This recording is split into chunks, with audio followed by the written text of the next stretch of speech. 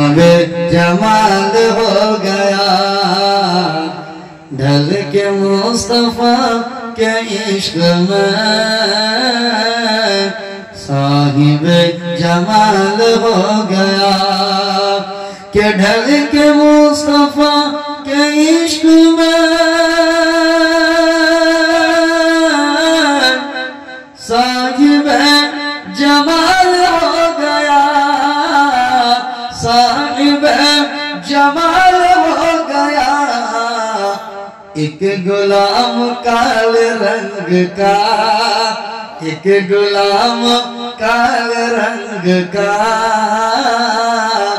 हजरत बिलाल हो गया ढल के मुस्तफा के इश्क में साहिब जमाल हो गया। और अल्लाह अल्लाह ये करामत और तिलावतों की बरकत सुभान अल्लाह। अरे कुरान पढ़ार बरकत देखुन और बड़ पीर साहेबेर करामत देखुन। अल्लाह अल्लाह ये करामत और तिलावतों की बरकत अल्लाह अल्लाह ये करामत और तिलावतों की बरकत और तिलावतों की बरकत गौस पाक माँ के पेट में सुभान अल्लाह बोलो एक तो जोरे बोलो कि गौस पाक माँ के पेट में हाफिज कुरान हो गया ढल के मुस्तफा के इश्क में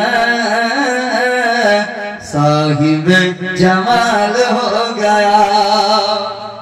और उन्हीं की माजार शरीफे जान ना अपना जान की जान ना अल्हम्दुलिल्लाह আমরাও যাই মাজারে যান মাজারে যাবেন জিয়ারতের জন্য যারা আমাদেরকে মাজার পূজারী বলে আসলে আমরা মাজার পূজারী নই আমরা কি বলেন তো মাজারে জিয়ারতের জন্য যাই পূজা শুধু আল্লাহর করি জোরে বলুন ইবাদত শুধুমাত্র আল্লাহর হয় আমরা কোন মাজারের পীর সাহেবকে আমরা আল্লাহ মনে করি না আল্লাহর প্রিয় বান্দা মনে করি জোরে বলুন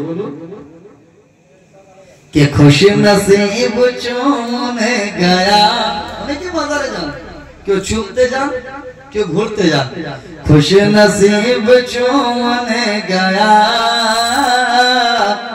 बदनसीब घूमने गया खुश नसीब चूमने गया बदनसीब घूमने गया कि खुश नसीब चूमने गया बदनसीब घूमने गया बदनसीब घूमने गया कि चूम कर मैं फूल बन गया सुभान अल्लाह हमरा चूमे फूल हो गया कि चूम कर मैं फूल बन गया घूम कर वो खार हो गया ढल के मुस्तफा के इश्क में साहिब जमाल हो गया जोरे बोलुन सुभान अल्लाह।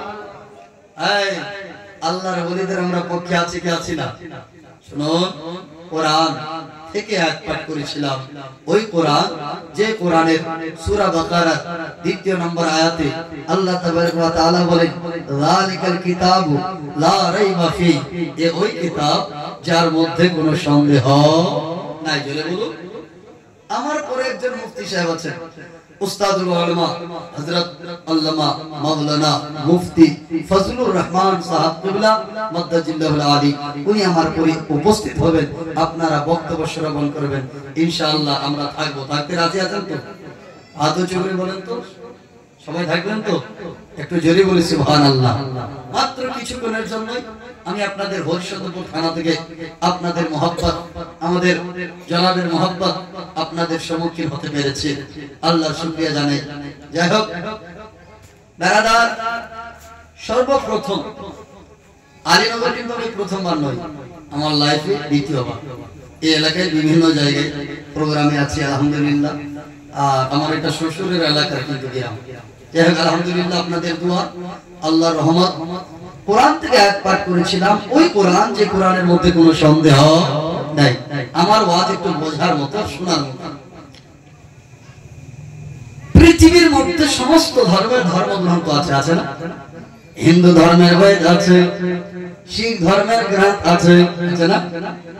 খ্রিস্টান ধর্মের বাইবেল আছে, ইহুদি ধর্মের তাওরাত আছে, ঈসাই ধর্মের ইনজিল আছে। প্রত্যেক ধর্মের লোককে যদি বলেন, আরে আমার মুসলমান ভাই, বলুন বিশ্বের মধ্যে শ্রেষ্ঠতম অন্যতম ধর্মগ্রন্থ কোনটা? মুসলমান বলবে কোরআনুল মাজিদ। জোরে বলুন, বলেন। একজন হিন্দু ভাইকে যদি বলা হয়, বলুন তো পৃথিবীর মধ্যে সেরা বই, সেরা ধর্মগ্রন্থ, শ্রেষ্ঠ ধর্মগ্রন্থ কোনটা? হিন্দুরা বলবে আমাদের ধর্মগ্রন্থ বেদ। বেদের মধ্যে 4টা ভাগ আছে, অথর্ব বেদ, সামবেদ, ঋগ্বেদ, যজুর্বেদ। এই 4টা বেদ হচ্ছে শ্রেষ্ঠ বেদ।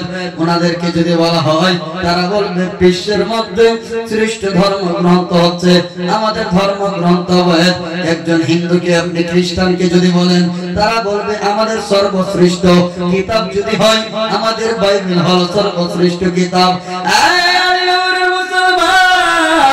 সর্বশ্রেষ্ঠ যদি কিতাব একজন শিখ ভাইকে বলা হয়, ওরে শিখ ভাই, বলুন বলুন বলুন পৃথিবীর মধ্যে সবথেকে শ্রেষ্ঠতম অন্যতম কিতাব কোনটা?